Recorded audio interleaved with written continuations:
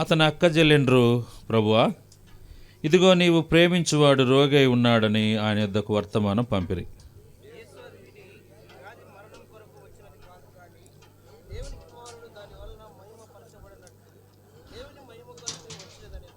యేసు మార్తను, ఆమె సహోదరిని లాజర్ను ప్రేమించాను. దేవుడు వాక్యం దీవించునుగాక. ప్రార్థన చేసుకో. ప్రేమగల తండ్రి, ఈ సమయంలో ప్రార్థన చేస్తున్నాము. ఈ యొక్క వార్షికోత్సవ కూడిక ఆధారం చేసుకొని ఈ బేతనియాలో మేము ఈ రీతిగా చేరి రావటానికి ఇచ్చిన అధికమైన కృపకాయ మీకు స్తోత్రము తండ్రి. కరుణించండి. ఈ యానివర్సరీ 10 సంవత్సరాలు పూర్తయింది. 11వ సంవత్సరం ఇప్పుడు మేము మొదలు పెడుతున్నాం. ఈ దినం 11వ సంవత్సరంలోకి మేము ప్రవేశాన్ని పొందాం. దేవా, మేము కృతజ్ఞులము నాయన. మీరు మందిరాన్ని ఆరంభించారు, మందిరాన్ని స్థాపించారు, మందిరాన్ని కన్నారు. దేవా, మీకు స్తోత్రం. కరుణించుము. దేవుడు తన స్వరక్తం ఇచ్చి సంపాదించిన తన సంఘం కాబట్టి మా ప్రభా నా సంఘమును నేను కట్టుచున్నాను. దేవ, జ్ఞాపకం చేసుకునేది మీ సంఘం, మా సంఘం కాదు. ఇది మీ రక్తంతో కొన్న సంఘం, విలువ పెట్టి కొన్న సంఘం, సొత్తుగా చేసుకున్న సంఘం. ఇది మీకు స్వాస్యముగా ఉన్న సంఘం. దేవా, ప్రార్థన చేస్తున్నాము, కరుణించండి. ఈ పరిమళలో కూడా మీరు సంఘాన్ని ఉంచినందుకు స్తోత్రం. అనేక స్థలాల్లో సంఘాలు ఉన్నవి. ఈ సంఘాలన్నీ సార్వత్రిక సంఘం, పరిపూర్ణ సంఘం, దేవ క్రీస్తు శరీరం అనే సంఘం. ఈ సంఘంలో మమ్మల్ని చేర్చారు. కరుణించండి దేవా. కొన్ని మాటలు మాకు ప్రసాదించండి. యేసు నామములో అడుగుతున్నాను తండ్రి, ఆమేన్. ఈ సమయంలో ఈ యానివర్సరీ సందర్భంలో మన కళ్ళకు పొగ ఉంది. ఇది యానివర్సరీ కాబట్టి ఖర్చీపులు ఉన్న వాళ్ళు తుడుచుకోవచ్చు, లేనోళ్ళు చేతులతో చీదుకోవచ్చు, ఏం పర్లేదు కదా. ఇది మన మందిరం కాబట్టి అట్లా చేసుకుందాం సంతోషంగా. ఇప్పటికే ఖర్చీపులకు పని పెట్టినారు. దీని అంతటి కారణం విశ్వాసన్న. కాబట్టి ఏదేమైనా మన జ్ఞాపకం ఉండాలి కాబట్టి కళ్ళకు పొగ వచ్చింది. ఈ పొగ లేకపోతే మన జ్ఞాపకం ఉండదు. ఆ రోజు ఏం జరిగిందంటే కళ్ళకు పొగ వచ్చింది కదా, అదే కదా మనకు యానివర్సరీ. నువ్వు వచ్చినావా అక్క అంటే నేను కూడా వచ్చినాను అంటారు. గుర్తేంటి? కళ్ళకు పొగ కదా. తర్వాత పండ్లకు పని ఉంటుంది. కళ్ళకు పొగ, పండ్లకు పని ఏంది? చికెన్ బిర్యానీ ఉంటుంది కదా. అప్పుడు కండ్ల నీళ్ళు తుడబడతాయి. చికెన్ తింటూ అయితే అయిందిలే, పొగ వస్తే వచ్చిందిలే, అక్క మంచి చికెన్ పెట్టింది అనుకుంటాం. సరే, బాగానే ఉంది. అది ఇప్పుడు ఏంటంటే మందిరం పేరు బేతనియా. బేతనియా అనే మాట మనం గమనించినప్పుడు 11వ అధ్యాయం 18వ వచనంలో ఒక మాట రాయబడింది. చూడండి.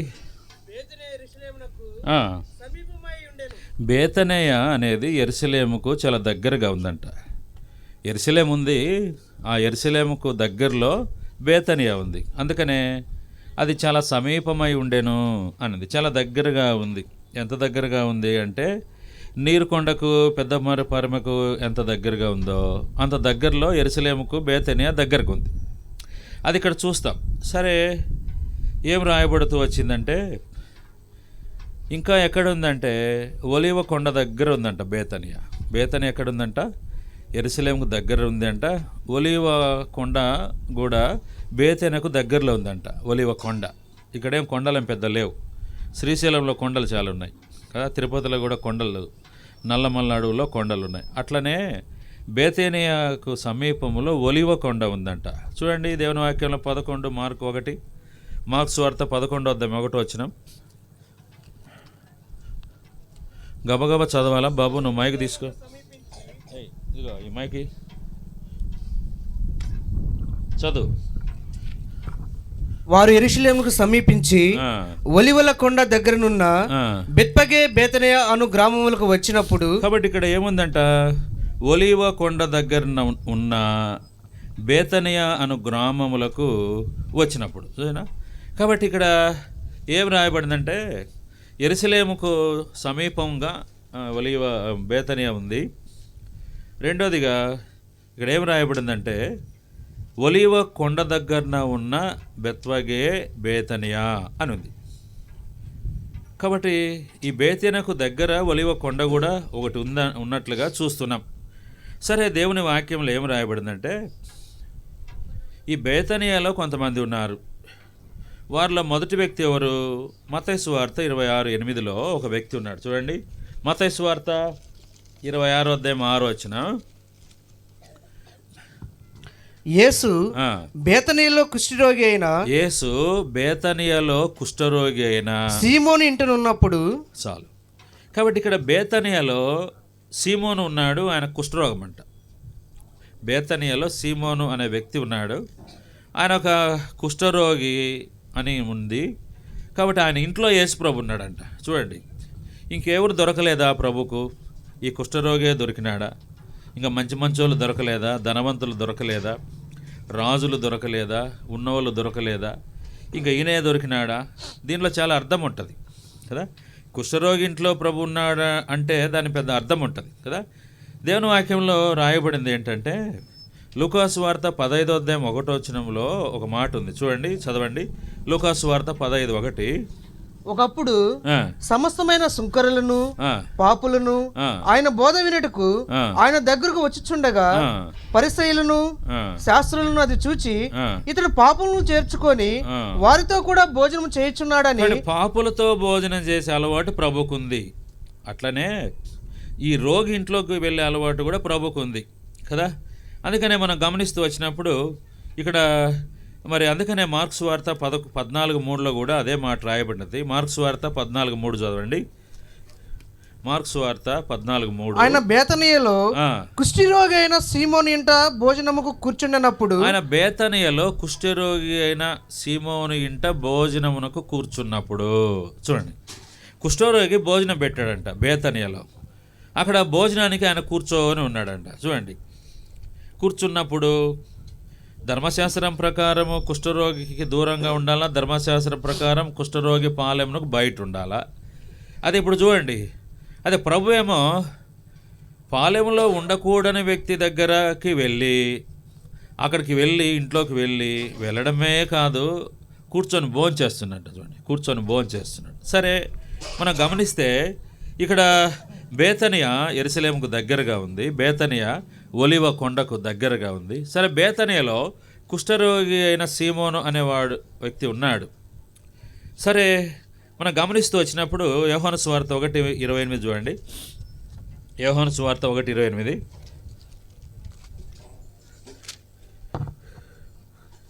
బాప్తిసమిచ్చుచున్న యోర్దానుకు ఆవలనున్న బేతనియా అనుంది. బాప్తిసమిచ్చుచున్న యోర్దానుకు ఆవల ఉన్న బేతనియా అంటే యోర్దానులో బాప్తిసం ఇస్తున్నారు. ఈ బాప్తిసం ఇస్తున్నారు కదా, కాబట్టి బాప్తిసం ఇచ్చే స్థలానికి లేక యోర్దానుకు అవతల బేతనియా ఉందంట. అంటే అర్థం ఏంటి? యోర్దానుకు దగ్గరగా ఉంది. ఇంకో మాటతో చెప్పాలంటే అక్కడ బాప్తిసం ఇచ్చే స్థలానికి చాలా దగ్గరగా ఉంది బేతనియా. అది సరే. మరి బేతనియాలో ఉన్న వాళ్ళందరూ వాళ్ళు కళ్ళు తెరిచి చూడగానే ఎవరెవరు బాప్తిసం తీసుకుంటున్నారో వాళ్ళకి కనబడుతుంది. చూడండి, ఏందయ్యా ఇంతమంది గుంపులుగా ఉన్నారు అని బేతనియా వాళ్ళు వచ్చి చూస్తే ఏం లేదయ్యా, అక్కడ బాప్తిసాలు ఇస్తున్నారు, అది యోర్దాన్ నది కదా, బాప్తిసాలు ఇస్తున్నారు అని వాళ్ళు చెప్పుకునేవాళ్ళు. కాబట్టి ఇప్పుడు బాప్తిసం ఇచ్చుచున్న యోర్దానుకు ఆవల ఉన్న బేతనియా చూసినారా. కాబట్టి మనం గమనిస్తూ వచ్చినప్పుడు ఎంత మంచి ఆశీర్వాదకరమైన మాటలు ఉన్నాయో చూడండి. కాబట్టి మన మంగళగిరి బాప్తిసం ఇచ్చుచు ఉన్న రోడ్డుకు ఆవల ఉన్న మంగళగిరి అని ఏం లే, మంగళగిరి. దీంట్లో మళ్ళీ పాత మంగళగిరి, మళ్ళీ ఇంకే మంగళగిరి, పాత మంగళగిరి, కొత్త మంగళగిరి, ఇంకా ఎన్ని మంగళగిరిలు ఉన్నాయో నాకు తెలియదు. ఎందుకంటే నేను వచ్చి 10 నెలలు అయింది కాబట్టి మీకు అన్నీ తెలుసు, ఏ మంగళగిరి, ఏం కథ, కార్ఖాన్యం అని తెలుసు. సరే, ఇక్కడ మనం గమనించినప్పుడు ఏం రాయబడుతూ వచ్చింది? లూకాసు వార్తలో 19:29 ఒక మాట రాయబడి చదవండి. లూకాసు వార్త 19:29. ఆయన ఒలివల కొండ దగ్గరనున్న బెత్పగే బేతనియ అను గ్రామంలో సమీపంకు వచ్చినప్పుడు తన శిష్యులనిద్దరిని పిలిచి, మీరు ఎదుటనున్న గ్రామమునకు వెళ్ళుడి, అందులో మీరు ప్రవేశింపగానే కట్టబడి ఉన్న ఒక గాడిద పిల్ల మీకు కనబడును, దాని మీద ఏ మనుషుడును ఎన్నడూను కూర్చుండలేదు. 19:29 అది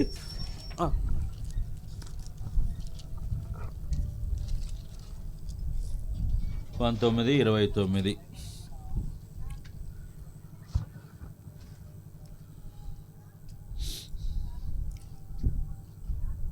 సరే, ఇక్కడ దేవుని వాక్యంలో మనం గమనిస్తే లూకా సువార్త 24:50 చదవండి. లూకా సువార్త 24:50.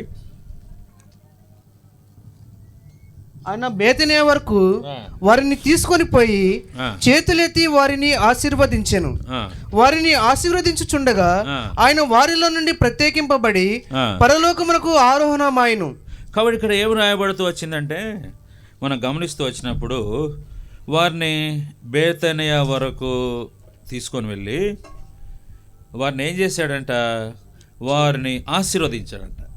వారిని ఆశీర్వదించాడు. కాబట్టి యేసుప్రభు వారు ఆరోహణపై వెళుతూ వెళుతూ ఇక్కడ ఎక్కడి వరకు వచ్చినట్టు యేసుప్రభు బేతనియ వరకు వచ్చినాడంట.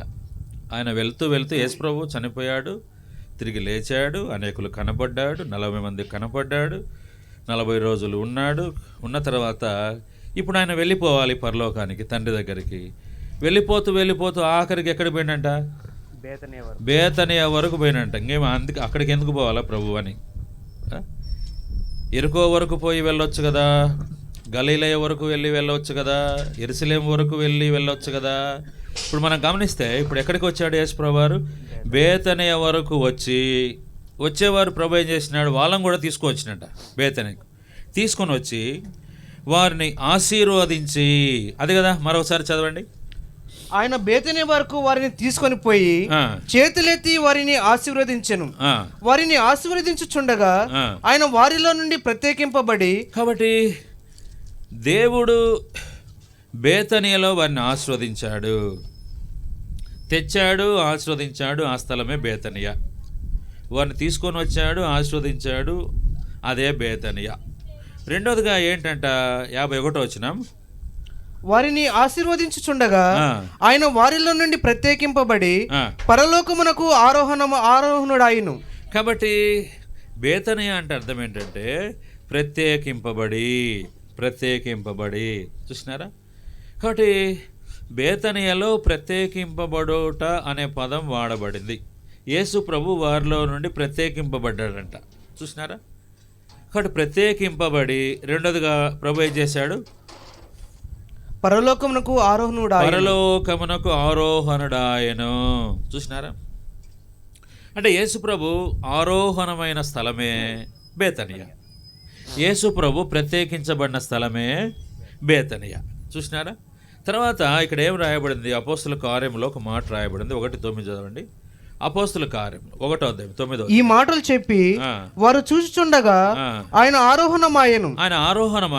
అప్పుడు వారి కన్నులకు కనపడకుండా ఒక మేఘము ఆయనను కొనిపోయెను. ఆయన వెళ్ళుచుండగా వారు ఆకాశం వైపు తేరి చూచుచుండిరి. ఇదిగో తెల్లని వస్త్రములు ధరించుకొని 2 మనుషులు వారి యొద్ద నిలిచి, గలిలయ మనుషులారా, మీరెందుకు నిలిచి ఆకాశం వైపు చూచుచున్నారు? ఈ తెల్లని వస్త్రములు ధరించిన వాళ్ళు దేవుని దూతలు. చూసినా, దేవుని దూతలు. కాబట్టి బేతనియలో యేసు ప్రభు వెళ్ళిపోయిన తర్వాత దేవుని దూతలు బేతనియకు వచ్చారంట. చూడండి, అదే ఇక్కడ రాయబడింది. దేవదూతలు బేతనియకు వచ్చారంట.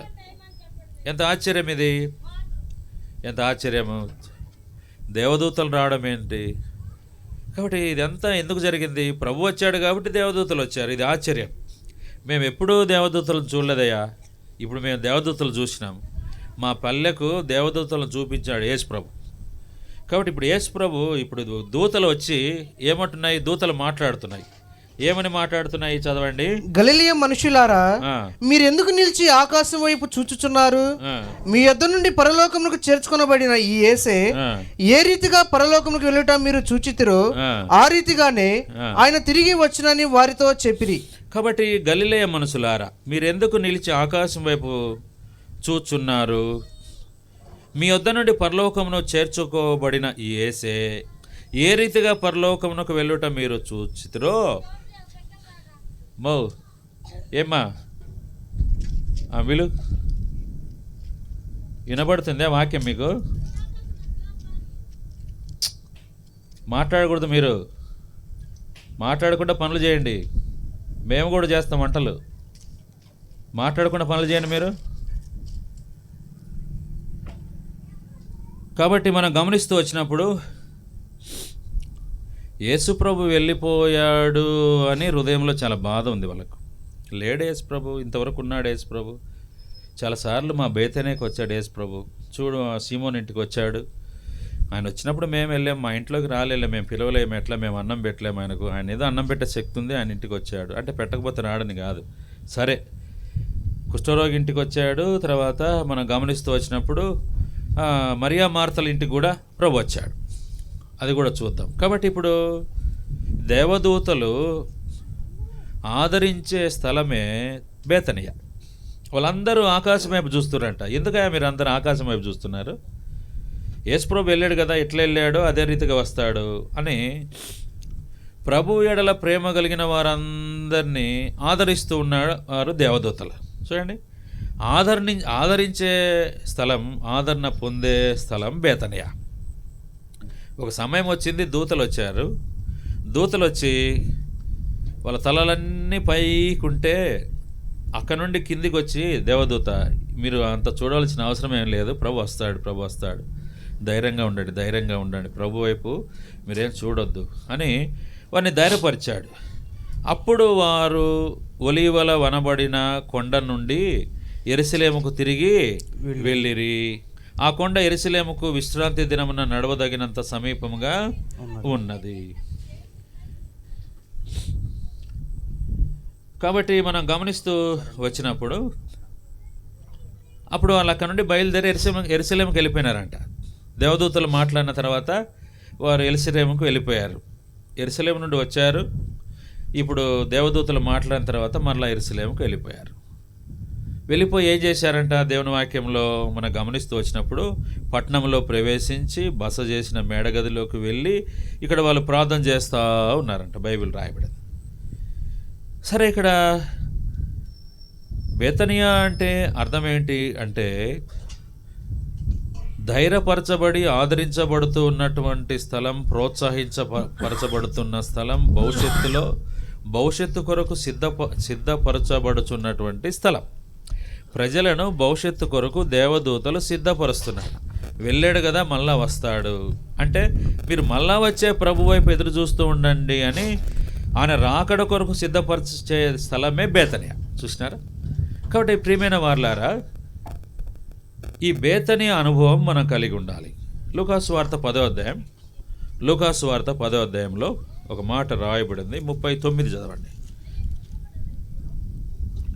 లూకాసు వార్త 10:39. ఆమెకు మరియా అను సహోదరి ఉండెను. ఈమె యేసు పాదం మీద కూర్చుని ఉండి ఆయన బోధ వినుచుండెను. దయచేసి ఉండండి.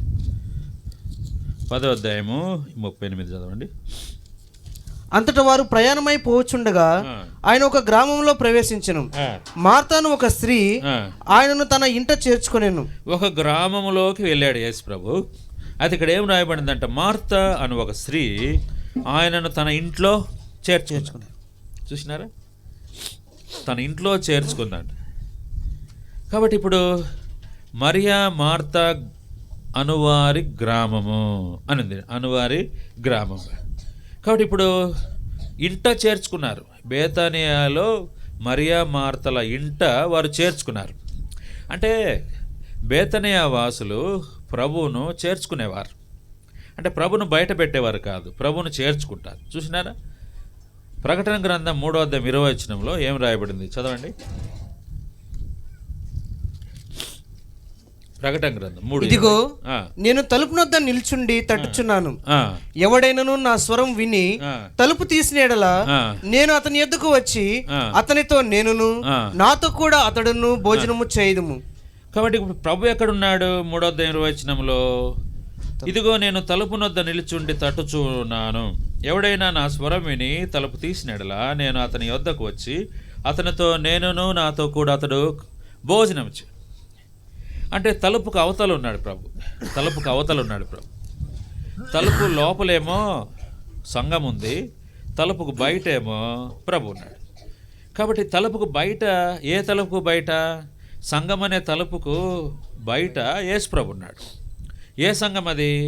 మనం గమనిస్తే 14 వచనం. లవోదికలో ఉన్న సంఘపు దూతకు ఇలాగూ వ్రాయుము. లవోదయక సంఘానికి బయట ఉన్నాడు యేసు ప్రభు. చూడండి, బేతనియాలోకి ఏమో వాళ్ళు ఏం చేసినారు, వాళ్ళు చేర్చుకుంటే లోపలికి వచ్చేసినాడు. ఇప్పుడేమో ఒక వ్యక్తి ఏమో, ఒక కుటుంబం ఏమో ప్రభును చేర్చుకున్నారు. ఇప్పుడు సంఘమేమో ప్రభువును బయట పెట్టేసింది, ప్రభును బయట పెట్టేసింది. అందుకని బయట ఉండి ప్రభు ఏం చేస్తున్నాడు? వెళ్ళిపోవచ్చు కదా, సంఘాన్ని వదిలిపెట్టి వెళ్ళిపోవచ్చు కదా. ఇంకా సంఘంతో ప్రభుకి ఏం పని? కాబట్టి ఇక్కడ ఏమంటున్నాడు? బయట అట్లే ఉన్నాడు, గుమ్మానికి ఆనుకొని ఉన్నాడు. ఉండి ఏం చేస్తున్నాడు? తలుపు కొడతా ఉన్నాడు. ఎవడైనా నా స్వరం విని తలుపు తీసినాడులా. అంటే ఎవడైనా ఒకడు తీయకపోతాడా? ఎవడికైనా ఒకడికన్నా బుద్ధి ఉంటుంది కదా, ఎవడైనా ఒకడు మంచోడు ఉంటాడు కదా, ఎవడైనా ఒక్కడన్నా విశ్వాసం ఉంటాడు కదా, ఎవడన్నా ఒకడు ప్రార్థన చేసుకునేవాడు ఎవడన్నా ఒకడు ఉంటాడు కదా. ప్రార్థన చేసుకున్నాను, నా స్వరం విని నన్ను పిలవకపోతాడా అని ప్రభు తలుపు కొడతా ఉన్నాడు. తలుపు కొట్టినప్పుడు కొట్టేది ఎవడో అర్థం కావట్లే, తలుపు ఎవరు కొడుతున్నారో అర్థం కావట్లే. చూసినారా? కాబట్టి ఈ తలుపు కొట్టేది ఎవరికి అర్థం కావట్లే. అంటే ఏం చేస్తున్నారు? వాళ్ళ దౌర్భాగ్యమే వాళ్ళకి సరిపోయింది, వారి దరిద్రమే వాళ్ళకి సరిపోయింది. చూసినారు? అదే కదా బైబిల్లో మనం గమనిస్తూ ఉన్నాము. ఏమంటాడు అంటే ఇక్కడ మనం చూడండి 17 వచనం. నీవు దౌర్భాగ్యుడువును, దిక్కుమాలిన వాడువును, దరిద్రుడువును, గుడ్డి వాడువును, దిగంబరుడై ఉన్నావని ఎరుగక. లోపల ఎవరున్నారు? హలో, లోపల ఎవరున్నారండి? ఎవరున్నారు అంటే, అయ్యా మేము దరిద్రులమంతా ఉన్నాం లోపల. ఎవరున్నారు లోపల? లవోదిక సంఘంలో దరిద్రుల సంఘం ఇది. దరిద్రులు అంతా, దరిద్రుడికి ఒక దరిద్రుడికి ఇంకో దరిద్రుడు వచ్చేస్తాడు. ఇప్పుడు లైట్ వేసినాం కదా, పురుగు వస్తే ఇంకా ఆ పురుగు చూసుకొని ఇంకో పురుగు పెద్ద అన్ని పురుగులు వచ్చేస్తాయి. పురుగులు వస్తే మనకేమి, మనల్ని పాడు చేస్తాయి, వాక్యాన్ని పాడు చేసి కళ్ళల్లో దూరుతాయి, చెవులలో దూరుతాయి, వెంట్రుకల్లో దూరుతాయి. అట్లనే ఇప్పుడు దరిద్రుడు ఉండి అందరిని దరిద్రులు చేర్చుకొని ఇప్పుడు వాళ్ళు ప్రభు స్వరం వింటం లేదంట. సరే, ఇది మన టాపిక్ డైవర్ట్ అయింది, వద్దులే మనకు. ఇప్పుడు ఏంటి? సంఘం బయట పెట్టింది, బేతనియేమో ఆయన చేర్చుకున్నది. కాబట్టి బేతనియ వారు చేర్చుకున్నట్లుగా ఎవరు ప్రభువును చేర్చుకోలేదో వారు ప్రభువును చేర్చుకోవాలి. మార్త ఇంట్లో చేర్చుకుంది. చేర్చుకోవాలని ఎందుకు అనిపించింది ఆమెకు? ఆయన ఎందుకు చేర్చుకోవాలనిపించింది? ఏమన్నా అడిగినాడా నన్ను చేర్చుకోమని? అసలు ఎందుకు అనిపించిందో ఆమెకు? ఆయన చేర్చుకుంటే బాగుంటుంది, ఆయన ఇంట్లో చేర్చుకుంటే బాగుంటుంది, ఆయన ఇంట్లో ఉంటే బాగుంటుంది. చూసినారా? చేర్చుకోవడమే కాదు, ఇంట్లోకి వచ్చిన తర్వాత ఆమె ఏం చేస్తుందంట? పని చేసి వంట చేస్తుందంట. వంట చేయడం ఎందుకు? వంట చాలా కష్టం కదా, డబ్బు ఖర్చు పెట్టాలి కదా, రిస్క్ తీసుకోవాలి కదా. కాబట్టి ఈ వంట చాలా కష్టం. చూడండి, 10 దినాలు వంట చేస్తూనే ఉన్నారు విశ్వాసం అన్న వాళ్ళు. వంట చేసేవాడు కోపం భయంకరంగా ఉంటుంది. ఎందుకు కోపం ఉంటుందని తెలుసా?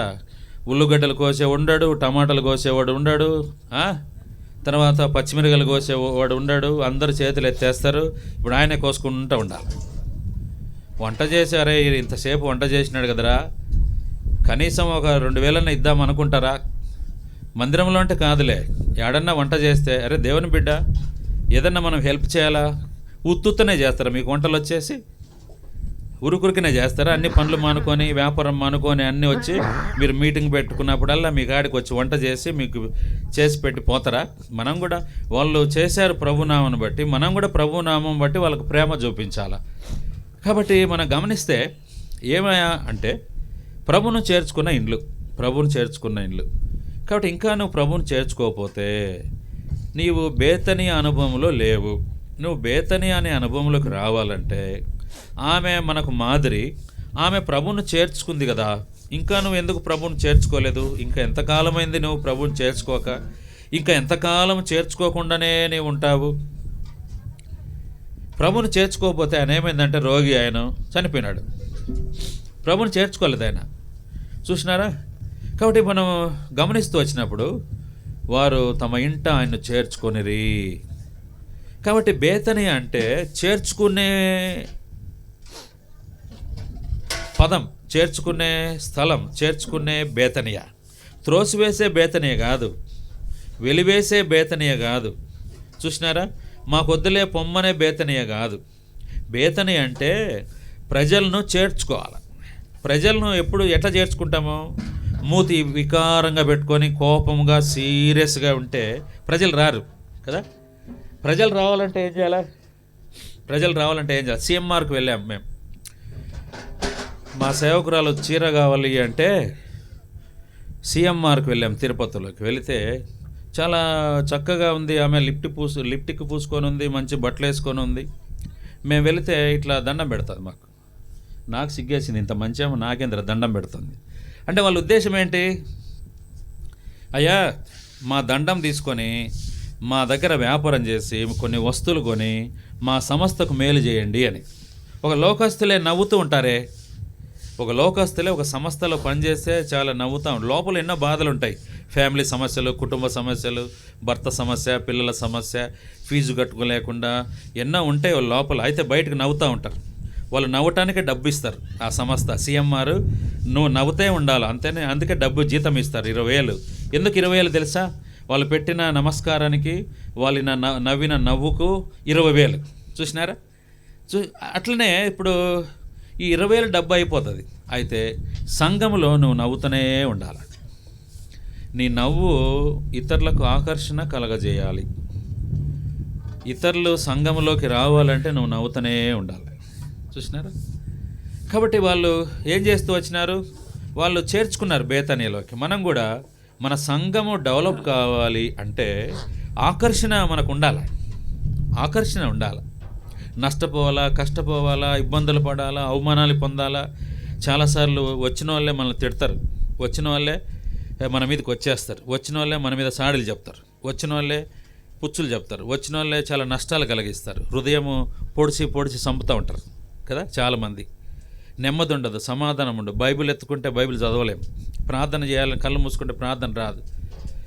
వాళ్ళు అట్లా అన్నారు, వీళ్ళు అట్లా అన్నారు, వాళ్ళు అది చేసినారు, వీళ్ళు అది చేసినారు, ఎన్ని పెద్ద బాధ ఉంటుంది. అయినా ప్రభు ఏంటి, నువ్వు చేర్చుకునే స్థలంలో ఉన్నావు, నువ్వు చేర్చుకోవాల్సిందే. యేసు ప్రభు ఎన్ని బాధలు గుండా పోయినాడో అన్ని బాధల గుండా నువ్వు బేతనియలో నువ్వు వెళ్ళాలి. అప్పుడే ఏమవుతుందంటే సంఘం నింపబడుతుంది. లేకపోతే సంఘం నింపబడదు. నువ్వు ఒంటరిగా ఉండాల్సిందే, ఒంటరిగా ధూపం వేసుకోవాల్సిందే. చాలామంది చూడండి, సంఘంలో ఎవరు ఉండరు, వాళ్ళ భార్య భర్త ఇంకా వాళ్ళే ఉంటారు. ఏమయ్యా అంటే వాళ్ళంతా రాక్షసులు, పోతే గోర్లు పెట్టి బరికేస్తారు. కాబట్టి ఇది మనకు అవసరం లేదు. ఇదేంది, మనం చేర్చుకోవాలి. సరే, బాగానే ఉంది దేవుని వాక్యంలో. ఇక్కడ చూడండి, ఇక్కడ ఏం రాయబడుతూ వచ్చింది అంటే, ఇప్పుడు 5వ వచనం చదవండి, 11వ అధ్యాయం 5వ వచనం. యేసు మార్తను ఆమె సహోదరిని, ఆమె సహోదరిని లాజరును ప్రేమించెను. చూడండి, యేసుప్రభు వారు బేతనియాలో వెళ్ళి యేసుప్రభు వారు ఏం చేస్తున్నాడంటే ప్రేమించెను. మార్త ఆమె సహోదరి అయిన మరియా లాజరును ప్రేమించెను కదా. కానీ యేసుప్రభు బేతనియాలోకి వెళ్ళి ఏం చేస్తున్నాడు అంటే ప్రేమిస్తున్నాడు. యేసుప్రభు ప్రేమిస్తున్నాడు. చూసినారా? బేతనియాకి వెళ్ళాడు, గ్రామానికి వెళ్ళాడు, ఇంట్లోకి వెళ్ళాడు, కుటుంబంలోకి వెళ్ళాడు, మనుషుల మధ్యకు వెళ్ళాడు, అక్క చెల్లెల మధ్యకు వెళ్ళాడు, అక్క తమ్ముడు మధ్యకు వెళ్ళాడు, అక్కడ కూర్చున్నాడు. ఇప్పుడు ఏం చేస్తున్నాడంట? ప్రేమిస్తున్నాడంట. ఏం ప్రేమించను అనింది కదా. ప్రేమించను అంటే దానికి అర్థం ఏంటి? యేసు ప్రభు ప్రేమించను అని చదివినా కదా. అంటే వచ్చినప్పుడు ఏమైనా తీసుకుని వచ్చినాడా? చాక్లెట్లు ఏమన్నా, పండ్లు తెచ్చాడా, యాపిల్స్ తెచ్చాడా, ద్రాక్ష తెచ్చాడా, బట్టలు తెచ్చాడా? అంటే ప్రేమ గుర్తేంటి? నీ ప్రేమ ద్రాక్ష రసముల కన్నా మధురం అనేది కదా. మనం ఎట్లాంటోళ్ళం అంటే, మా ఇంటికి వస్తే ఏం తెస్తావు, మీ ఇంటికి వస్తే ఏం పెడతావు, అది మన ప్రేమ. మా ఇంటికి వస్తే మా ఇంటికి వస్తున్నావు కదా, ఏం తెస్తావన్నా? మీ ఇంటికి వస్తామన్నా ఏం పెడతావా? తలకూర పెడతావా, కాళ్ళు పెడతావా, లేకపోతే ఇంకోటి పెడతా ఉంటావు. మీ ఇంటికి వస్తే ఏం పెడతావు, మా ఇంటికి వస్తే ఏం తెస్తావు. అదే యేసు ప్రభు అట్లా కాదు. ప్రేమించను అంటే దానికి చాలా లోతైన అర్థాలు ఉన్నాయి. యేసుప్రభు ఇంట్లో కూర్చొని ప్రేమిస్తున్నాడు అంటే, ప్రేమించినాడు అంటే ఆ పదం ఏంటి? నీళ్ళు అందించినాడా? వంట చేసి పెట్టినాడా?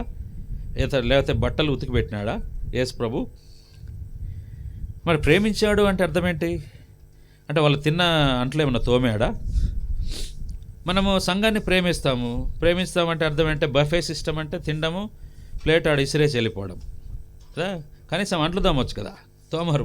మనం డెవలప్ విశ్వాసంలో నుండి అధికమైన విశ్వాసం అంటే రక్షించబడే విశ్వాసం, అధికమైన విశ్వాసం అంటే పని చేయకుండా వెళ్ళిపోయే విశ్వాసం. సరే, ఇది మనకు అవసరంలే. ఇక్కడ ఏంటి మనం గమనిస్తే, యేసు మరియా, మార్తా, లాజర్ను ప్రేమించాడు. ఆయన ప్రేమ ఎలాంటిదంటే 8వ వచనం చదవండి. 8వ వచనం. ఆయన శిష్యులు, బోధకుడా, ఇప్పుడే యూదులు నిన్ను రాళ్లతో కొట్టచుచ్చు. 7వ వచనం చదవండి. ఫస్ట్ 7వ వచనం. అటు పిమ్మట ఆయన, మనం యూదయకు తిరిగి వెళ్ళుదామని తన శిష్యులతో చెప్పగా, యేసు ప్రభు ఇప్పుడు విషయం తెలుసుకున్నాడు. ఏం విషయం తెలుసుకున్నాడు? అతడు ప్రేమించేవాడు రోగి అయి ఉన్నాడని తెలుసుకున్నాడు. తెలుసుకొని ఏం చేస్తున్నాడు ప్రభు అంటే 7వ వచనంలో, ఇప్పుడు మనం యూదయకు తిరిగి వెళ్దామని తన శిష్యులతో చెప్పాడు.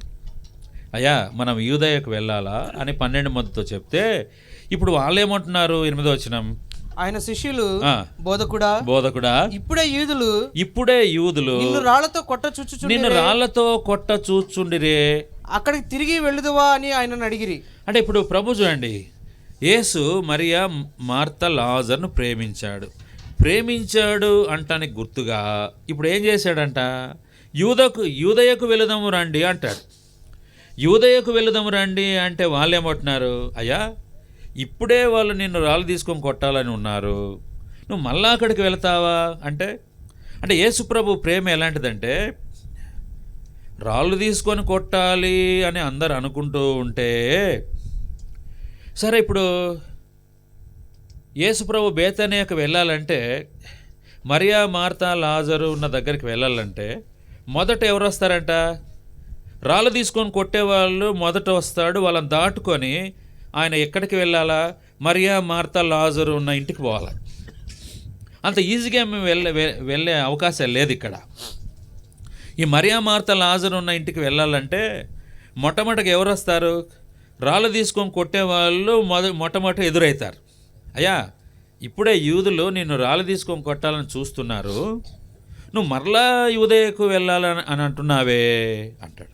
దీని అర్థం ఏంటి అంటే, మరి నేను వెళ్ళకపోతే, నేను ప్రేమించేవాడు రోగి అయి ఉన్నాడు కదా, నేను ప్రేమించే ఇంటికి వెళ్ళాలి కదా, నేను ప్రేమించే మనుషుల దగ్గరికి వెళ్ళాలి కదా, నేను వెళ్ళకపోతే నా ప్రేమకు అర్థం లేదు కదా. నా ప్రేమకు అర్థం కావాలంటే, నేను వాళ్ళని ప్రేమిస్తున్నానని వాళ్ళకి అర్థం కావాలంటే, కాబట్టి ఇప్పుడు మనం గమనిస్తే, వాళ్ళు నన్ను కొడతారా, చంపుతారా అనేది ఇప్పుడు వాళ్ళకేం అర్థం కాదు. అయితే నేనేం చేయాలా? నా ప్రేమ, నేను ప్రేమిస్తున్నాను అనటానికి రుజువుగా ఆ ప్రాంతంలో నన్ను కొట్టేవాళ్ళు ఉన్నా నేను తప్పకుండా వాళ్ళ దగ్గరికి వెళ్ళాలి. నేను వెళ్ళకపోతే నా ప్రేమకు అర్థం లేదు. కాబట్టి నేను వెళితే వారు నన్ను కొడతారని, రాళ్ళతో కొడతారని, నా గాయాలు చేయబడతాయని, కాబట్టి నాకు రక్తం వస్తుందని, నేను బాధించబడాలని, నేను అవమానం పొందానని రాళ్ళతో కొట్టడమే కాదు, ఒకవేళ వస్త్రాన్ని లాగుతారేమో, వెంట్రుకలు లాగుతారేమో, పిడిగుద్దులు గుద్దుతారేమో. సరే, ఇవన్నీ నాకు అవసరం లేదు. కాబట్టి వారు నాకు ఏమి చేసినా నాకు పర్లేదు, కానీ అయితే మనం యూదయకు వెళుదాము. కారణం ఏంటంటే 5వ వచనం, యేసు మరియా, మార్తా, లాజర్ను ప్రేమించాడు. ప్రేమకు గుర్తుగా శ్రమ ఉన్న స్థలంలోకి యేసు ప్రభు వారు తన బిడ్డల కొరకు వెళ్తున్నాడు. చూసినారా? రాళ్ళతో కొట్టేటువంటి స్థలంలోకి యేసు ప్రభు వారు వెళ్తున్నాడు. ఇదే దేవుని ప్రేమ. చూసినారా? ఒక స్థలంలో అభ్యంతరాలు ఉన్నాయి అంటే మనం ఆ స్థలానికి వెళ్తామా? ఒక స్థలంలో కొంతమంది మాట్లాడటం లేదు అంటే మళ్ళీ మనం వెళ్తామా? ఒక స్థలంలోకి పోతే అతడు నన్ను తిడతాడు అంటే మళ్ళీ వెళ్తామా? ఒక స్థలంలోకి వెళ్తే మనకు ప్రమాదం ఉంది అని మనకు తెలిస్తే మనం వెళ్తామా? ఒక స్థలంలోకి వెళితే తప్పకుండా నా గాయాలు చేస్తారు అని ఒకవేళ సమాచారం వస్తే మనం వెళ్తామా? మనం వెళ్ళము. ప్రభుకు మనకు తేడా అదే. యేసు ప్రభుకు మనకు తేడా అదే. మనం వెళ్ళము, ప్రభు వెళ్తాడు. కాబట్టి మనం రాము, ప్రభు వస్తాడు. మనం ప్రేమించము, ప్రభు ప్రేమిస్తాడు. కాబట్టి ఇక్కడ మనం అది గమనిస్తున్నాం. ఇది దేవుని ప్రేమ. ప్రేమకు గుర్తు కొట్టబడే స్థలానికి ప్రభు బయలుదేరి వస్తున్నాడు. కాబట్టి ఇది దేవుని ప్రేమ, ఇది దేవుని ప్రేమ. అన్ని స్థలాల్లోకి వెళ్తావే ప్రభు కొరకు. అయితే ఆత్మల కొరకు కొన్ని అవమానం ఉన్న స్థలాల్లో, కొట్టే స్థలాల్లో, గాయపరిచే స్థలాలు, బాధించే స్థలాలు, దుఃఖపెట్టే స్థలాల్లోకి మనం పోతున్నామా? మనం పోవట్లేదంటే మన ప్రేమ సగం సగం ప్రేమ, అనుకూలమైన ప్రేమ. చూసినారా? కాబట్టి ఎలాంటి ప్రేమ అంటే అనుకూలము అయితే మనం ప్రేమిస్తాం, అనుకూలం లేకపోతే బ్రదర్ నేనేం చేయలేం బ్రదర్, నేను రాలేను అంటాం. సారీ బ్రదర్ ఏమనుకోవద్దు, క్షమించు బ్రదర్ ఏమనుకోవద్దు. క్షమాపణ అనే దొంగ మాటలు మాట్లాడతాం మనం. చూసినా? సారీ అనే ఈ పదాన్ని వాడి చాలా సులువుగా ప్రేమించే సమయంలో, ప్రేమించే స్థలంలో ప్రేమించకుండా ఒకసారి చెప్పి అక్కడ నుండి డైవర్ట్ అయిపోయి వేరే మార్గంలోకి వెళ్ళిపోతాం. ఈ విషయంలో మనము దేవునికి లెక్క అప్పజెప్పవలసిన వారమై ఉంటున్నాము. కాబట్టి ఆ కారణం చేత మనం ప్రేమించాలి. కాబట్టి యేసు మరియా, మార్తా, లాజర్ను ప్రేమించాను. బేతనియాలో మరియా, మార్తా, లాజర్ ఉన్నాడు. కాబట్టి బేతనియాలో బలహీనులు ఉన్నారు, మరి బేతనియాలో రోగులు ఉన్నారు, బేతనియాలో ఆసక్తి పరులు ఉన్నారు.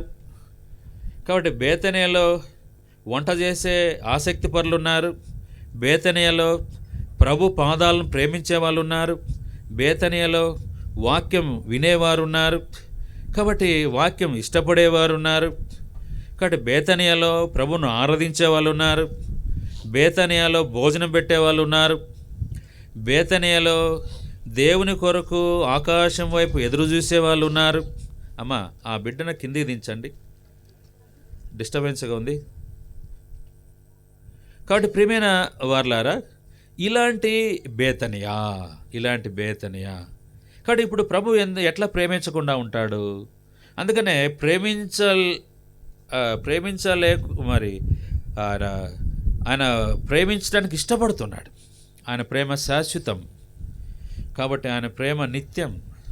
ఇవన్నీ ఉన్నాయి. సరే, ఇక్కడ మనం గమనిస్తూ వచ్చినప్పుడు ఏమిటి అంటే ప్రేమకు గుర్తు కొట్టే స్థలంలోకి, రాళ్లతో కొట్టే స్థలంలోకి తీర్మానం చేసుకొని ఒక ఆత్మ కొరకు, ఒక కుటుంబం కొరకు వెళ్ళడమే ప్రేమ.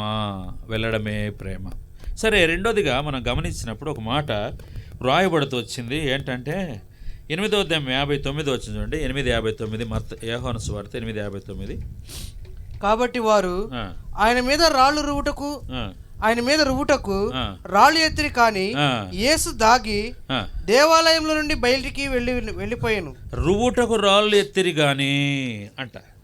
యేసు ప్రభును కొట్టడానికి రాళ్ళు ఎత్తిరి కానీ, అయితే ఆయన ఏం చేశాడంట?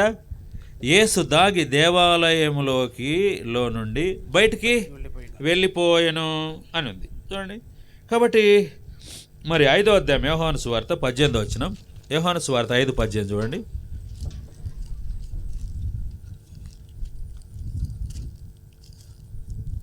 ఆయన విశ్రాంతి దినాచరము మీరుట మాత్రమే కాక దేవుడు తన సొంత తండ్రి అని చెప్పి తను దేవునితో సమానంగా చేసుకున్నాను కనుక ఇందు నిమిత్తమును యూదులు ఆయనను చంపవాలని మరి ఎక్కువగా ప్రయత్నం చేసిరి. యూదులు చంపాలని ప్రయత్నం. ఇందు నిమిత్తమును యూదులు ఆయనను చంపవాలని మరి ఎక్కువగా ప్రయత్నం చేసిరి. ఎందుకు? ఆయన విశ్రాంతి దినాచారమును మీరుట మాత్రమే గాక దేవుడు తన సొంత తండ్రిని చెప్పి తన్ను దేవునితో సమానంగా చేసుకుని గనుక, కాబట్టి ఎక్కువగా చంపాలని ప్రయత్నం చేసినారంట చూడండి. కాబట్టి ఇక్కడ మనం గమనిస్తూ వచ్చినప్పుడు ఇప్పుడు యోహాను సువార్త 10:31 చదవండి. 10:31. యూదులు ఆయనను కొట్టవాలని మరలా రాళ్ళు చేత పట్టుకొనగా, యూదులు ఆయన కొట్టాలని మరలా రాళ్లను చేత పట్టుకున్నాడు. కాబట్టి యోహాను సువార్త 8వ అధ్యాయంలో మనం గమనించినప్పుడు మరీ ఎక్కువగా ఆయన చంపాలని ప్రయత్నం చేశారు. ఇప్పుడు మనం గమనిస్తే ఇప్పుడు 10వ అధ్యాయం 31 వచనంలో యూదులు ఆయన కొట్టవాలని మరలా రాళ్ళు చేత పట్టుకొనగా యేసు 33 చూడండి. అందుకు యూదులు, నీవు మనుషుడివై ఉండి దేవుడని చెప్పుకొనుచున్నావు కనుక దేవదూషణ చేసినందుకే నిన్ను రాళ్లతో కొట్టుదుము గాని. ఇక్కడ ఎందుకు కొట్టాలనుకుంటున్నారు అంటే ఇక్కడ దేవుని వాక్యంలో రాయబడింది, నీవు మనుషుడివై ఉండి దేవుడు అని చెప్పుకొనుచున్నావు గనుక దేవదూషణ చేసినందుకే నిన్ను రాళ్లతో కొడతాం. నువ్వు దేవదూషణ చేస్తున్నావు, అందుకే మేము కొట్టాలనుకుంటున్నాం. విశ్రాంతి దినమును నువ్వు ఉల్లంఘించినావు, అందుకే రాళ్ళు తీసుకొని కొట్టాలనుకుంటున్నాం. విశ్రాంతి దినం ఉల్లంఘించింది దేనికి? ఒక పాపిని రక్షించడానికి విశ్రాంతి దినం ఉల్లంఘించాడు. నేను దేవుని ఇక్కడ మనం గమనిస్తూ వచ్చినప్పుడు మరి నీవు మనుషుడవై ఉండి దేవుడు అని చెప్పుకుంటున్నావు కాబట్టి నిన్ను మేమేం చేయాలా? రాళ్ళు తీసుకొని కొడతామంట. చూసినారా? కాబట్టి ఆయన దేవుడని ఎందుకు చెప్పుకుంటున్నాడు? నువ్వు దేవుడువా? అవును, నీవు అన్నట్టే నేను దేవుడిని. ఎందుకు? కాబట్టి మనం గమనిస్తే యేసు ప్రభు పరిశుద్ధమును నిర్దోషము నిష్కలంకమైన గొర్రెపిల్ల వంటి క్రీస్తు రక్తము కార్చబొట్ట వలన పితృపారంపర్యమైన వ్యర్థ ప్రవర్తన నుండి మనం విడిచిపెట్టబడి పవిత్రపరచబడే వారంగా ఉంటాం. కాబట్టి ఆయన దేవుడు పవిత్రమైన రక్తము కార్చాడు కాబట్టి మనం పితృపారంపర్యమైన వ్యర్థ ప్రవర్తనలో నుండి మనం వెలపట్టుకు వచ్చాం, విమోచించబడ్డాం. కాబట్టి ఇప్పుడు మనం గమనిస్తూ వచ్చినప్పుడు అందుకే మేము నిన్ను రాళ్ళతో కొడతాము అన్నారు. చూసినారా? కాబట్టి ఇది మొదటిది. దేవుడు యేసు మార్తను ఆమె సహోదరిని లాజర్ను ప్రేమించాడు అంటానికి గుర్తుగా ప్రభు రాళ్లతో కొట్టబడే స్థలంలోకి ప్రభు వెళ్ళాడు. ప్రాణాన్ని తెగించి, ప్రాణం పోయినా పర్లేదు, కాబట్టి వారు నన్ను కొట్టినా పర్వాలేదు, వారు నన్ను గాయపరిచినా పర్వాలేదు, కాబట్టి నాకు గాయమైనా పర్లేదు, గాయం వల్ల నాకు దెబ్బలు తగిలినా పర్లేదు, ఈ గాయాన్ని బట్టి నాకు మరణము వచ్చినా పర్లేదు, కాబట్టి నన్ను ప్రేమించిన వారి ఇంటికి నేను వెళ్ళాలని ప్రభు ఉద్దేశం కలిగిన వారుగా ఉన్నారు. ఇది మొదటి. రెండోదిగా యోహాను సువార్త 11వ అధ్యాయంలో 33వ వచనం చదవండి. ఆమె ఏడ్చుటయు ఆమెతో కూడా వచ్చిన యూదులు ఏడ్చుటయు యేసు చూచి కలవరపడి ఆత్మలో మూలుగుచు అతన్ని ఎక్కడ నుంచితిరని అడుగగా. చూడండి, ఆమె ఏడ్చుటయు ఆమెతో కూడా వచ్చిన యూదులు ఏడ్చుటయు యేసు ప్రభు చూసినాడంట. ఆమె ఏడుస్తూ ఉంది, ప్రభు చూస్తూ ఉన్నాడు. ఆమె ఏడుస్తూ ఉంటే ప్రభు చూస్తూ ఉన్నాడు. ఆమె ఎక్కడ ఏడుస్తూ ఉంది? ఇంట్లో కూర్చొని ఏడుస్తూ ఉంది. మరి ఇంట్లో ఎక్కడ కూర్చుందో తెలియదు. మంచం మీద కూర్చుందా, లేదా నేల మీద కూర్చుందా, లేదా గట్టు మీద కూర్చుందా, మెట్ల మీద కూర్చుందా, వంటశాలలో కూర్చుందా, ఏదో ఒక దగ్గర కూర్చొని ఆమె ఏడుస్తూ ఉంది. ఆమె ఏడుచుటయు. చూసినారా? అంటే ప్రభు ఇంట్లోకి వెళ్ళాడు, ఆమె అటువైపు తిరిగి ఆమె ఏడుస్తూ ఉంది. ప్రభు వెనక నిలబడుకొని ఉన్నాడు, ప్రభు చూస్తూ ఉన్నాడు. ఒకప్పుడు ప్రభు ఇంటికి వచ్చినప్పుడు వాతావరణం వేరుగా ఉంది. ఇప్పుడేమో ప్రభు ఇంటికి వచ్చినప్పుడు ఇప్పుడు వాతావరణము చాలా మార్పు అనేది వచ్చింది, ఏడ్పు వచ్చింది. ఇంతవరకు ఏడవలేదు, ఇంట్లో ఎవరు ఏడవలేదు. ఇంట్లో సనుగులు ఉన్నాయి, గొనుగులు ఉన్నాయి, లేకపోతే పాదసేవ ఉంది, ప్రభు సన్నిధి ఉంది, ప్రభు వాక్యం ఉంది, అన్నీ ఉన్నాయి. ఇప్పుడేమో మనం గమనిస్తూ వచ్చినప్పుడు ఇప్పుడు ఇంటి వాతావరణం మార్పు చెందింది. ఇప్పుడు మార్పు చెందినప్పుడు ఆమె ఏడవడం ప్రభు చూశాడు. కాబట్టి ఆమెతో పాటు వచ్చిన యూదులు కూడా ఏడవడం చూశాడు ప్రభు. యూదులు కూడా ఏడుస్తున్నారు. ఆమె ఏడుస్తూ ఉంది, యూదులు అందరూ కలిసి ఏడుస్తూ గందరగోళంగా ఏడుస్తున్నారు. ఇంట్లో ఇక భయంకరమైన ఘోష ఉంది, కన్నీళ్లు కారుస్తూ ఉన్నారు. కాబట్టి కన్నీళ్లు కారుస్తూ ఉన్నప్పుడు ఇప్పుడు కుటుంబంలో ఏడుపుకే ప్రాముఖ్యత ఉంది, కళ్ళ నీళ్ళకే ప్రాముఖ్యత ఉంది, బాధకే ప్రాముఖ్యత ఉంది, దుఃఖానికే ప్రాముఖ్యత ఉంది, వేదనకు ప్రాముఖ్యత ఉంది. ప్రభు వచ్చాడు, ప్రభు వైపు చూడటం లేదు, ప్రభుకు చెప్పటం లేదు. కాబట్టి ఇప్పుడు వాళ్ళు కలిసి ఏడుస్తున్నారు, ఒకరినొకరు పట్టుకొని ఏడుస్తున్నారు. ఆ సందర్భంలో ప్రభు ఏం చేశాడు అంటే మనం గమనిస్తూ వచ్చినప్పుడు రాయబడుతూ వచ్చింది. ఏమన్నాడు? 33వ వచనం. ఆమె ఏడ్చుటయు ఆమెతో కూడా వచ్చిన యూదులు ఏడ్చుటయు యేసు చూచి కలవరపడి ఏడవడం చూసి దేవుడు కలవరపడుతున్నాడంట. కలవరపడి ఆత్మలో మూలుగుచూ. చూసినారా? ఈ సమయంలో ప్రభు ఇంకేమి చేయాలా? ఏం చేయాలా? కలవరపడుతున్నాడు యేసుప్రభు. కాబట్టి మనం గమనిస్తూ వచ్చినప్పుడు ఈ కలవరపడ్డము అనేది దేవుని ప్రేమ. దేవుని ప్రేమ. నీకోసరము ప్రభువు కలవరపడే సందర్భం ఉంది. నీకోసరం యేసుప్రభు కలవరపడతాడని నీకు తెలుసా? నీకు తెలుసా? యేసుప్రభు నీ వెనక ఉండి నీ పరిస్థితులు గమనించి, నీ ఏడుపు గమనించి, నీతున్న వారి యొక్క ఏడుపు గమనించి ప్రభు కలవరపడుతున్నాడు. ఈ కలవరపడుట అనేది ఆయన లోపల ప్రేమ ఉంది. దుఃఖము పట్టలేక గొంతు ఎండిపోయి, నాలుక ఎండిపోయి, ఈ దుఃఖముతో ఆయన యేసుప్రభు కలవరపడుతున్నాడు. ఈ కలవరానికి కారణం వారి ఏడుపు. అంటే ఈ కలవరము, నేను ఏమి చేయలేను, నేను అసమర్థుణ్ణి, నాకు చేత కాదు, ఈ మరణము నేను జీవంగా మార్చలేను అనే కలవరం కాదు ఇది. ప్రభు ఏమైనా చేయగలడు. ప్రభు సముద్రాన్నే నిమ్మలపరిచినాడు, గాలినే అనగొట్టినాడు, నీళ్ళనే ద్రాక్షరసముగా ప్రభు చేశాడు, దెయ్యమునే వెళ్ళగొట్టాడు. 2000 దెయ్యములనే దేవుడు ఒక్క మాటతో గద్దించినప్పుడు వెళ్ళి ప్రపాతము నుండి సముద్రంలో దుమికి పందులన్నీ చనిపోయినట్టు రాయబడింది. ఇన్ని చేసిన వాడు కలవరపడ్డామంటే అర్థం ఏంటంటే ఈ కలవరం దైవ ప్రేమ. బేతనీలో కలవరం ఏమిటి అంటే దేవుడు నీ యావత్ బాధలో ఆయన పాలువాడయ్యాడు. బాధపడుతున్నావా? దుఃఖిస్తున్నావా? నీతో పాటు వచ్చిన వాళ్ళందరూ దుఃఖిస్తున్నారా? సహోదరుని కొరకు దుఃఖమా? నీ భర్త కొరకు దుఃఖమా? భర్తకు మారు మనసు లేదని, భర్త ప్రభు నమ్మలేదని, భర్తను బట్టి నాకు నెమ్మది లేదు అని, ఇంకెంతకాలం నా భర్తతో నేను ఈ రీతిగా దుఃఖపడుతూ ఉండాలని వేదననా? లేక రకరకాల సమస్యనా? నీ సమస్య నీకు అసాధ్యమే. నీ సమస్య ప్రభుకు అసాధ్యము కాదు. మన సమస్యలన్నీ మనకు అసాధ్యమే. మన సమస్యలన్నీ మనకు మించిపోయినవి. అవి మనం సాల్వ్ చేసుకోలేము, అవి మనము సాధుపరచలేము, వాటిని మనం నిమ్మలపరచలేము. అదే ప్రభు ఇప్పుడు ఏం చేస్తూ ఉన్నాడు? కలవరపడుతూ ఉన్నాడు. ప్రభు కలవరపడుతున్నాడు. ఈ కలవరమే ప్రభు చూపించేటువంటి ప్రేమ. ఈ మూలుగే ప్రభు చూపించే ప్రేమ.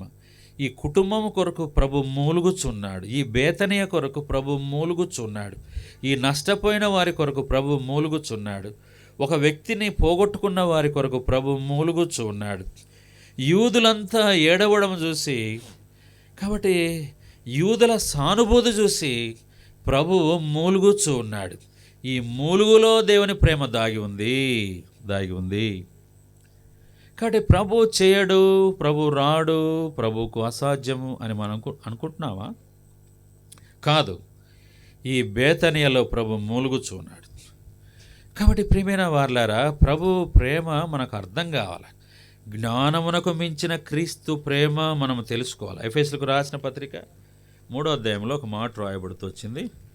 ఎఫెసీయులకు రాసిన పత్రిక 3వ అధ్యాయము 19వ వచనం చదవండి. జ్ఞానమునకు మించిన క్రీస్తు ప్రేమను తెలుసుకొనుటకు తగిన శక్తి గలవారు కావాలని ప్రార్థించుచున్నాను. జ్ఞానమునకు మించిన క్రీస్తు ప్రేమను తెలుసుకోవాలి అని ఇక్కడ రాయబడుతూ వచ్చింది. కాబట్టి దేవుని ప్రేమ అది మన జ్ఞానమునకు మించినది. కాబట్టి దేవుని వాక్యంలో 5వ అధ్యాయం గలతీ 23-24, గలతీ 5:23-24 చూడండి.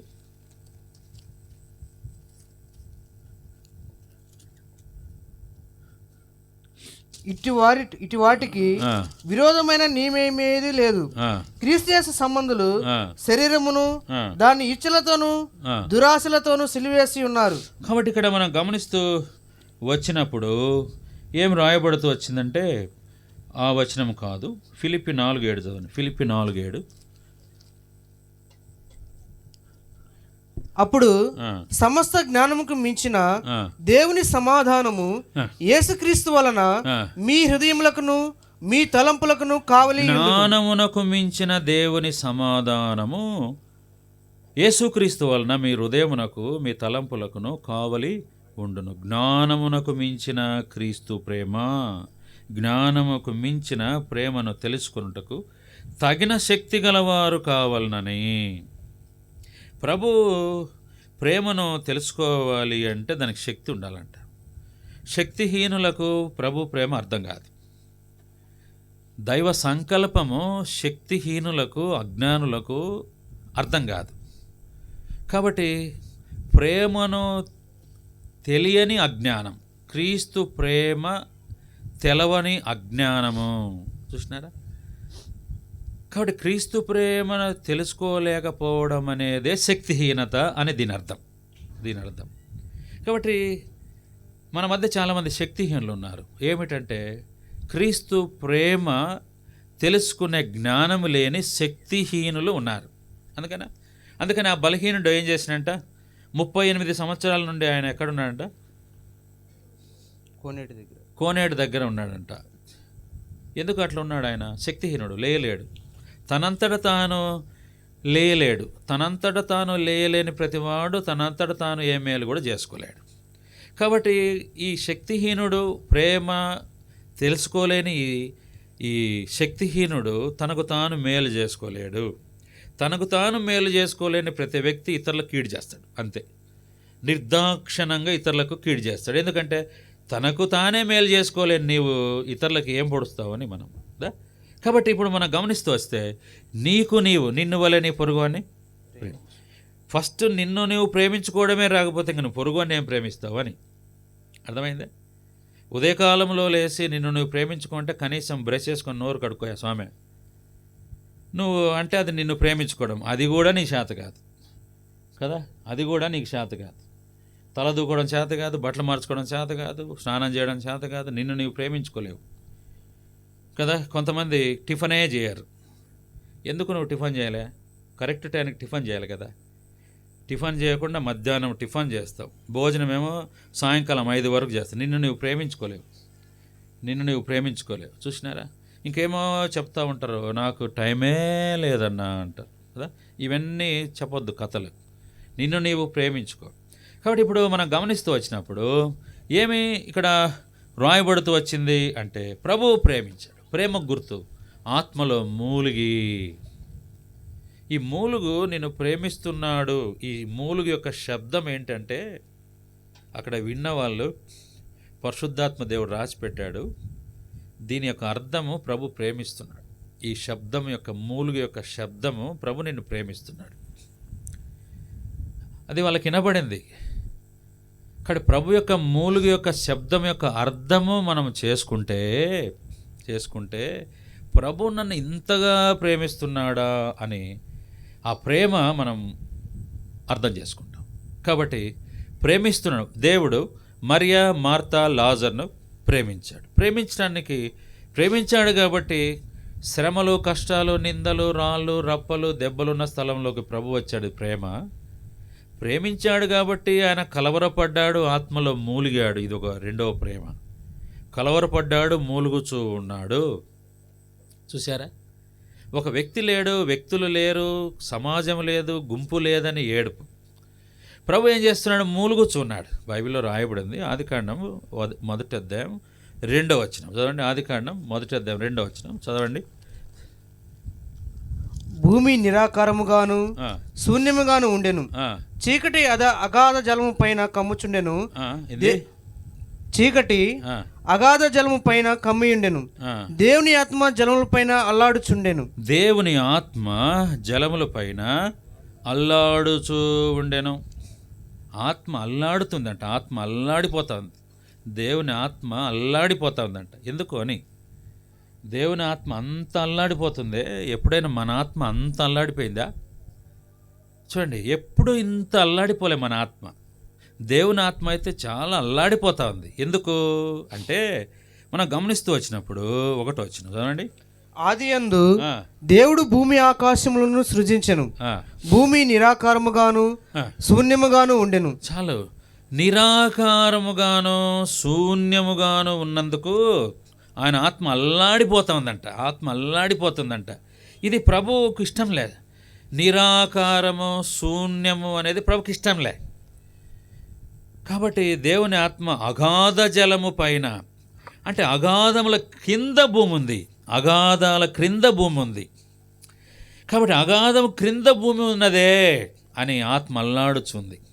ఎందుకు? అగాధాల కింద నుండి చీల్చుకొని, సముద్రాన్ని చీల్చుకొని, నీళ్లను చీల్చి బయటికి వచ్చి వెలపట్టుకొచ్చి ఆరిన నేలగా చేయబడాలని ఆత్మ అల్లాడుచూ ఉంది. దేవుని ఆత్మ అల్లాడుతూ, ఇది దేవుని ప్రేమ, ఇది దేవుని ప్రేమ. అల్లాడుచూ ఉండెను. దేవుని వాక్యంలో రోమిలకు రాసిన పత్రికలో ఒక మాట ఉంది, చూద్దాము. రోమిలకు రాసిన పత్రిక 8:19.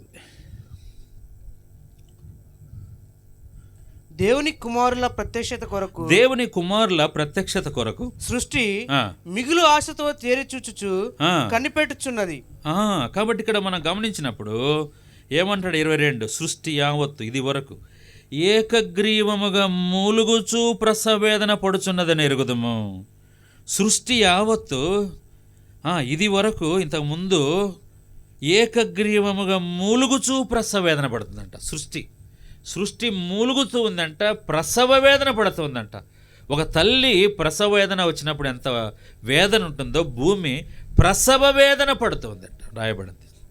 అందుకనే భూమి ప్రసవ వేదన ఎంత పడిందో ఆత్మ జలముల పైన అల్లాడుచూ ఉండెను, ప్రసవ వేదన.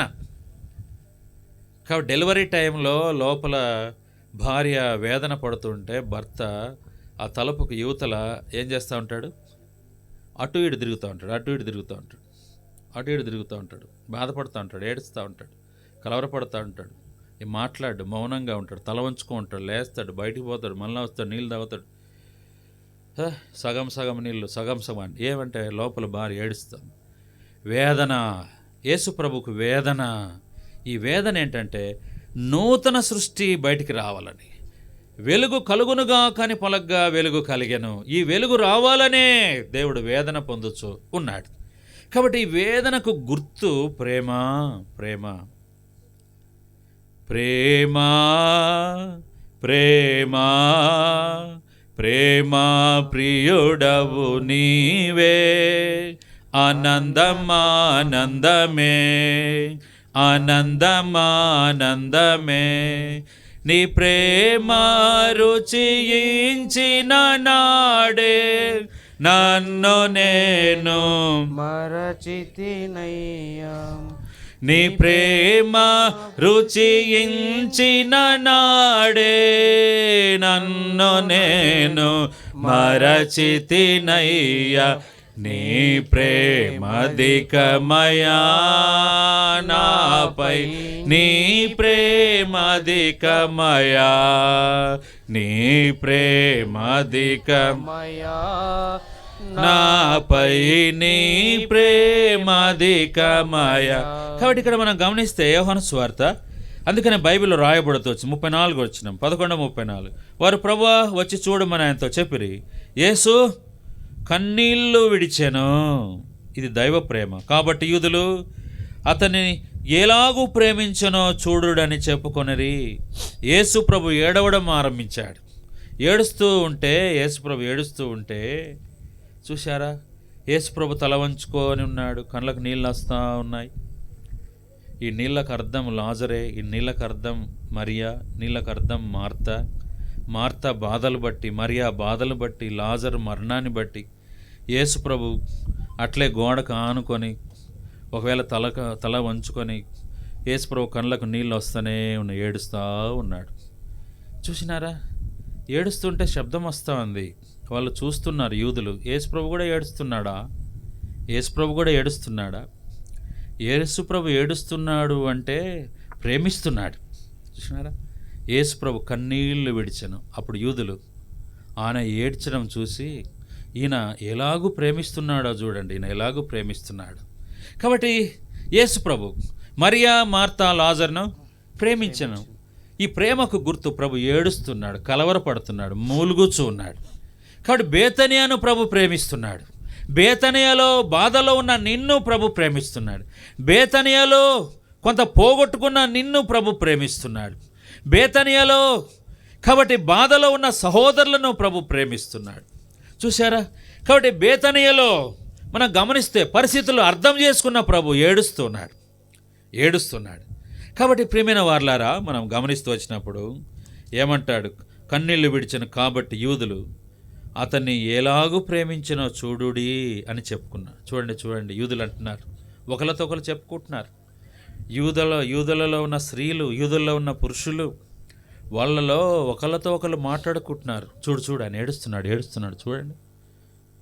కొంతమంది చూడలేదు, కొంతమంది ఆ వైపు చూడలేదు, ఏదో వేరే లోకంలో ఉన్నారు. చూసిన వాళ్ళు అంటున్నారు, చూడు ఆయన ఏడుస్తున్నాడు, చూడు ఎంత ప్రేమించినాడో యేసుప్రభు వాళ్ళను. చూసినారు. కాబట్టి నిన్ను ఎంత ప్రేమిస్తున్నాడో నీకు తెలుసా యేసుప్రభు? ఏడ్చేంత ప్రేమించడం కాదు, కలవరపడేంత ప్రేమించడం కాదు, మూలిగేంత ప్రేమించడం కాదు, ప్రాణము పెట్టునంతగా యేసుప్రభు నిన్ను ప్రేమిస్తున్నాడు. రోమిలకు రాసిన పత్రిక 5:8 ఏం రాయబడింది? చదవండి. దేవుడు తన ప్రేమను వెల్లడిపరుచున్నాడు ఎట్టనగా, మనం ఇంకనూ పాపులమై ఉండగానే యేసుక్రీస్తు యుక్తకాలమున భక్తిహీనుల కొరకు చనిపోయాను. చూసినారా? కాబట్టి తన ప్రేమను వెల్లడి చేస్తున్నాడు, బట్టబయలు చేస్తున్నాడు, ప్రత్యక్షపరుస్తున్నాడు, తెలియజేస్తూ ఉన్నాడు. ప్రేమ తెలియదు చాలామందికి, ప్రేమ ప్రత్యక్షపరుస్తున్నాడు, ప్రేమ అందరికీ చూపిస్తున్నాడు. ఏంటి? పాపులమై ఉండగానే యేసుప్రభు యుక్తకాలమున యవ్వన వయసులో భక్తిహీనుల కొరకు ప్రాణం పెట్టాడు. ఎందుకయ్యా అట్లా చనిపోతున్నాడు ఆయన? ఎందుకయ్యా అట్లా